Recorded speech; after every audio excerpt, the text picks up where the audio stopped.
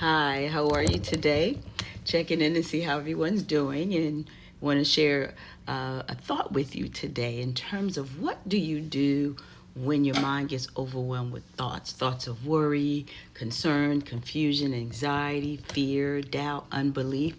And as I was talking to the Lord about it, he reminded me of the scripture in Colossians 3 and 2. Colossians 3 and 2. I'm going to read from two versions.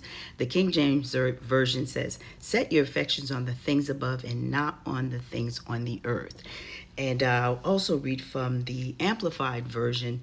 This one was done by the Lockman Foundation. So when you look for the Lockman Foundation Amplified Version.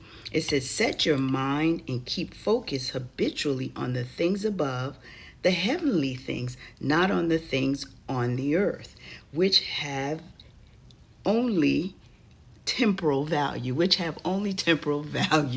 Took me a little bit to get that out. The temporal value, when I think of temporal, it's the definition relates to time. It also relates to things that are worldly or not spiritual. But when it looks at things relating to time, I think of that as temporary, right?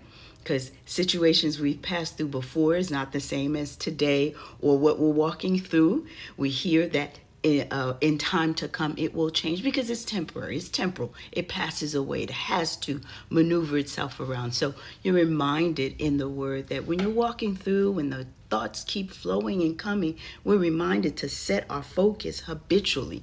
What do you do when you do something habitually? You put a lot of time into it. You're doing it all the time. So you might have, like I do at times, you might enjoy Netflix binging or binging on your favorite program when you feel a certain way. All those things help in terms of you understanding what a habit is. A habit is something you do daily, routinely. Most of us have habits that we don't even realize we do. We do it so inseminated, so routinely that it becomes something that we're used to doing, and we do it without thinking. So when the thoughts come, let's get in the habit of habitually putting our focus on the Lord, on the heavenly perspective, what he says about it. We talked about when something's temporal, it's passing away, so it has no eternal value. But the things that are eternal, the things that are heavenly, have long-term value. Not only long-term in the future, but they also have value for now, for the depth of understanding, for the wisdom, for the insight. We're walking through, when we set our affections on the things above, that's when we can ask the Lord for wisdom and instruction and guidance on how to go through that.